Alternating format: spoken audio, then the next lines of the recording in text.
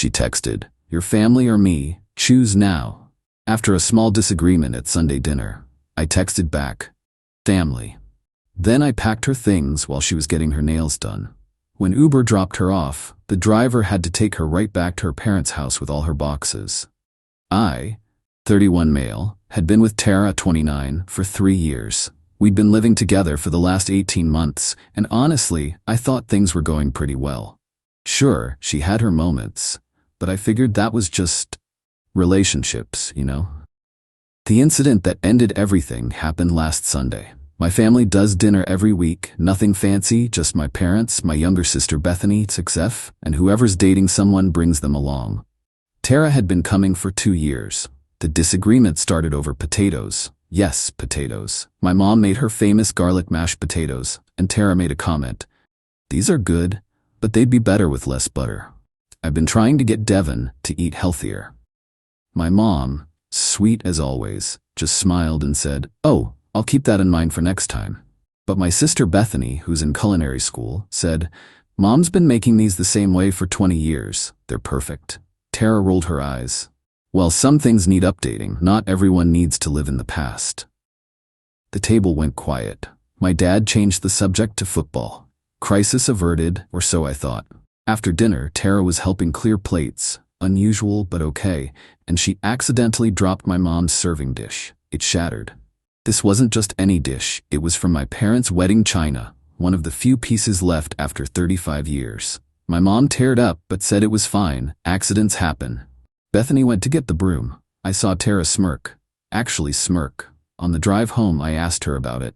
Did you drop that dish on purpose? Oh my God, Devin, are you serious? Your family already hates me, and now you're accusing me of what, breaking dishes for fun? My family doesn't hate you. Your sister is a little witch who undermines me constantly, and your mom is so passive-aggressive with her traditions and her family recipes like she's some kind of saint. I pulled over. Tara, what the hell? My mom has been nothing but welcoming to you. Welcoming? She still introduces me as your girlfriend instead of your partner. She never asks my opinion on anything, and don't get me started on how your dad still calls me Teresa.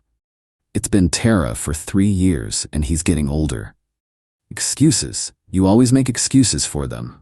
We drove the rest of the way in silence. When we got home, she stormed off to shower. 20 minutes later, I got the text that changed everything. Your family or me, choose now. I'm sick of being disrespected. Either you cut them off or we're done. You have 1 hour. I stared at my phone. Cut off my family? Over mashed potatoes and an accidentally on purpose broken dish? I texted back one word, family. Her response was immediate. Are you kidding me right now? You asked me to choose. I chose. I can't believe you're throwing away 3 years over this. You're the one who gave the ultimatum. She started typing. Stopped. Started again. Then, I'm gonna get my nails done. We'll talk when I get back and you've had time to think about what you're losing. Perfect. Her nail appointments took at least 2 hours with her regular girl, sometimes 3 if she got designs. I got to work. Update 1. Alright, so a lot happened after I chose family. While Tara was at the nail salon, I packed everything. And I mean everything. I'm talking about a level of efficiency that would make Marie Kondo proud. I had boxes from my recent work-from-home equipment upgrade, bubble wrap from Amazon deliveries, and 3 years of suppressed frustration fueling me. Her clothes, boxed. Her skincare collection that took over 2 bathroom shelves, boxed. Her crafting supplies she used once and abandoned, boxed. The exercise equipment she insisted we needed, by the door. Her collection of self-help books about toxic relationships, boxed with a certain sense of irony. I even packed the succulent garden she'd started on the balcony, though I kept the one cactus that was actually mine pre-Tara. The entire process took 90 minutes. I loaded everything into the lobby of our building and gave the doorman a heads up. Then I ordered an Uber XL to arrive exactly when I knew she'd be getting back. I also did something petty but necessary. I changed the apartment's Wi-Fi password. She'd been using my Netflix, Hulu, Disney+, HBO Max, and Prime accounts for 3 years. Time to update those passwords too.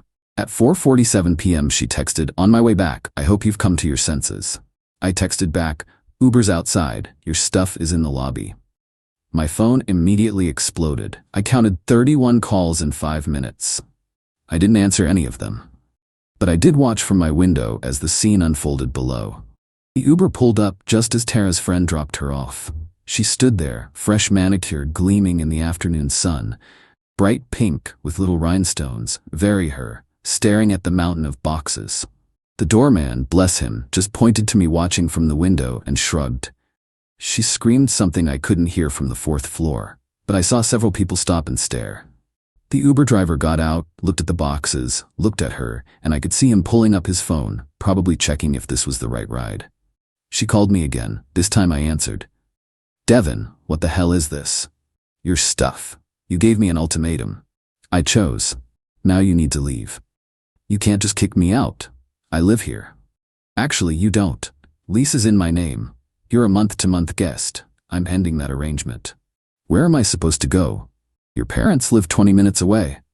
I can't show up there with all my stuff. What will they think? That their daughter gave her boyfriend an ultimatum and lost?" She hung up. I watched as she argued with the Uber driver, who was now loading boxes into his SUV. She kept gesturing wildly, her new nails catching the light. Finally, everything was loaded. She got in, but not before flipping off my window. Classy. Update 2. So Tara went nuclear, but not in the way I expected. First, the calls from her parents started. Her mom, Deb, called me crying about how I'd abandoned her baby girl on the street like trash. Her dad, Robert, sent me a text saying I was no longer the man he thought I was, and that he was disappointed in my lack of maturity. I forwarded them the screenshot of Tara's ultimatum text. Radio silence after that. But Tara wasn't done. Oh no, she was just getting started. Day 2. She showed up at my office, in the middle of a client presentation.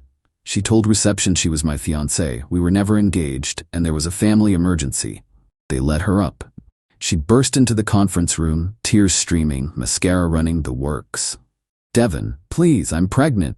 Everyone froze. My boss, my clients, my teammates, all staring. "No, you're not," I said calmly. "How can you say that?" "Because you had your period last week. You complained about cramps for 3 days and made me buy you those specific tampons you like." The room was silent.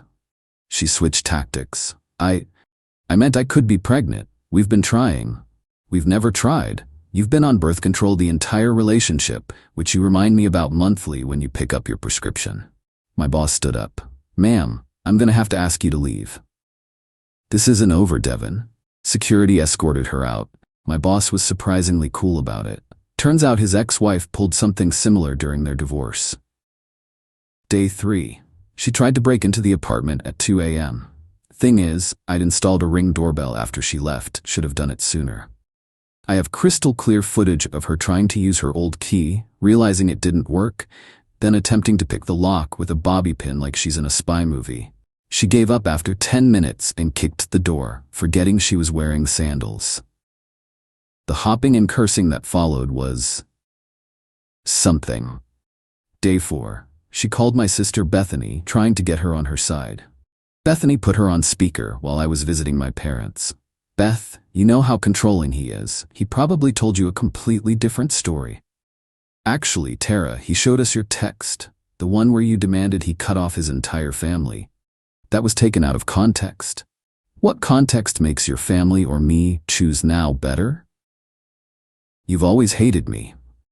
"I didn't actually, but I did notice how you'd criticize everything Mom cooked, how you'd make Devin leave family events early, and how you broke Mom's wedding dish on purpose." "I did not. I saw you position it on the edge of the counter, Tara. I have eyes." Click. Day 5. The package arrived at my office. A glitter bomb with a note. "Hope this ruins your day like you ruined my life." Joke's on her. I recognized her handwriting on the package and had maintenance open it in the loading dock. They're still finding glitter, but at least it's not in my office. Day 6. She contacted my ex, Claire, on Instagram. Claire and I ended amicably 5 years ago. She's married now with a kid. Tara tried to convince her to expose me as an abuser. Claire screenshotted everything and sent it to me with crying laughing emojis. Her exact message: "Dude, your ex is unhinged." She really thought I'd help her? I told her you were the most boring, stable person I'd ever dated, and that's why we didn't work out, Lal Mao. Thanks, Claire. I think. Update 3. The escalation reached peak insanity. So remember how Tara's parents went quiet after I sent them the ultimatum text? Well, they'd been planning. Robert, her dad, owns a small construction company. Guess who started getting 1-star reviews claiming I'd hired them and they'd done terrible work? The reviews were obviously fake. They mentioned projects in cities I've never been to, but it was still a hassle for him to deal with Yelp. Then Deb, her mom, started a rumor in their neighborhood that I'd been cheating on Tara with multiple women and that's why she had to leave. How do I know? Because Mrs. Patel, who lives next door to them and whose son I went to high school with, reached out to ask if I was okay. But the peak crazy came when Tara decided to throw herself a freedom party. She rented out a bar downtown, invited everyone we knew, and made it a whole thing. The Facebook event description read, "Celebrating my liberation from toxic relationships and choosing myself for once." My buddy Kyle went for reconnaissance purposes and live texted me the whole thing. Dude, she has a PowerPoint. She's showing texts, but they're edited to make you look bad. Oh shit, she just said you have commitment issues because your dad never hugged you enough. Your parents are mentioned a lot. Wait, now she's crying. Now she's taking shots. Now she's crying again. She just told everyone you have a small dick. Some girl just asked why she stayed for 3 years then. Tara left the stage. The kicker? She'd been telling everyone I was abusive and controlling, but then someone asked why all her Instagram photos from our relationship showed her happy and traveling and doing whatever she wanted. Her response? I was hiding my pain. Someone else asked why she was still trying to get back into my apartment if I was so terrible. She apparently screamed, "You don't understand trauma?" and stormed out of her own party. But wait, there's more. Remember that Ring doorbell I installed? Well, it caught something interesting. Tara showing up with some guy I didn't recognize. They were carrying tools. Tools. They spent 20 minutes trying to remove my doorknob. The building's security finally showed up and asked what they were doing. Tara's response, "I'm locked out of my apartment." Security, "Ma'am, we have you on the banned list. You need to leave." The guy with her, turns out it was her cousin Eddie, tried to act tough. You can't ban someone from their own home. Security pulled out their phone and showed them the official notice I'd filed. They left, but not before Tara screamed that she'd sue me for emotional damages. Good luck with that. Update 4. So Tara actually tried to sue me.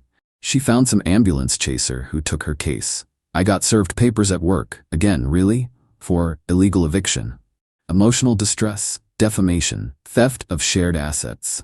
That last one was interesting because we never shared assets.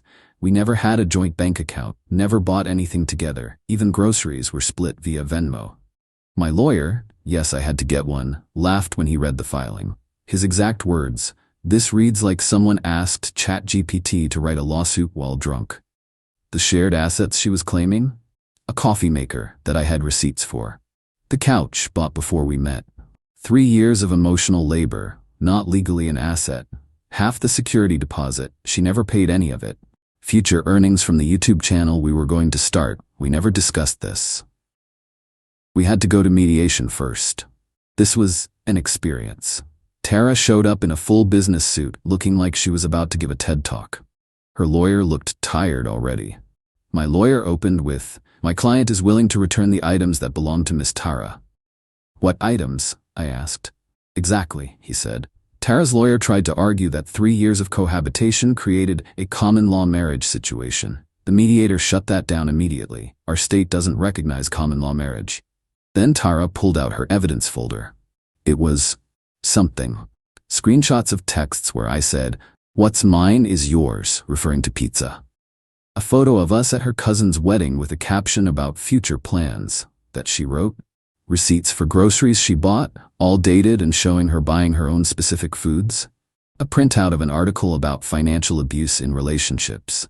The mediator asked her directly, "Ma'am, do you have any actual evidence of shared financial assets or agreements?" He said he loved me. That's a verbal contract. That's not how contracts work. Her lawyer put his head in his hands. Then she made a fatal mistake. She admitted on record that she'd been secretly recording our conversations for the last 6 months, hoping to catch him admitting he owes me. Two problems with that. One, we're in a two-party consent state. That's illegal. Two, she didn't catch anything because there was nothing to catch. My lawyer immediately countersued for invasion of privacy. Her lawyer asked for a recess. When they came back, he said they were dropping the lawsuit. But Tara couldn't help herself. This isn't over. I know what you did. What did I do, Tara? You made me give that ultimatum. Even her lawyer looked at her like she was crazy. The mediator ended the session with, Miss Tara, I strongly suggest you move on with your life. Update 5. I thought it was over after the failed lawsuit. I was wrong. Tara pivoted to a new strategy. She started dating my coworker, Garrett. Now, Garrett and I weren't friends, but we worked in the same department. He knew about the whole Tara situation because, well, she'd made a scene at the office. One Monday, Garrett comes in with a huge smile. Guess who I matched with on Bumble this weekend? I knew before he said it. Your ex. Small world, right? She seems really cool. We're getting drinks tonight. I just said good luck with that. By Wednesday, Garrett looked stressed. By Friday, he came to my desk. Dude, is Tara okay? What do you mean? She spent our entire first date talking about you. Like, entire date. 3 hours of how you ruined her life, how your family destroyed her self-esteem, how you're probably dating someone new already. Am I? That's what I said, and she got mad at me for not knowing. Then she asked if you ever talk about her at work. Never. That made her madder. She threw a drink at me. Water? Margarita. Yikes. Yeah. Then she asked if I could get into your office computer to check your emails. She what? I left. Blocked her number. But dude, she's now messaging me on LinkedIn. LinkedIn. He showed me the messages. They were unhinged. She was offering him insider information about my weaknesses if he'd date her and bring her to the office holiday party. We took it to HR. They added her to the building's security ban list and sent her a cease and desist letter. But then came the plot twist. Tara's best friend, Luna, reached out to me. She wanted to meet for coffee. I was suspicious but curious. Luna looked exhausted. I need to apologize and also warn you. Okay. Tara's been spiraling, like really spiraling. She quit her job because she said she needed to focus on destroying you. She's living with her parents and spending all day planning things. What kind of things? She hired a private investigator to follow you. What? Yeah. But here's the funny part. The PI refunded her money after 3 days because you're too boring to investigate. His words.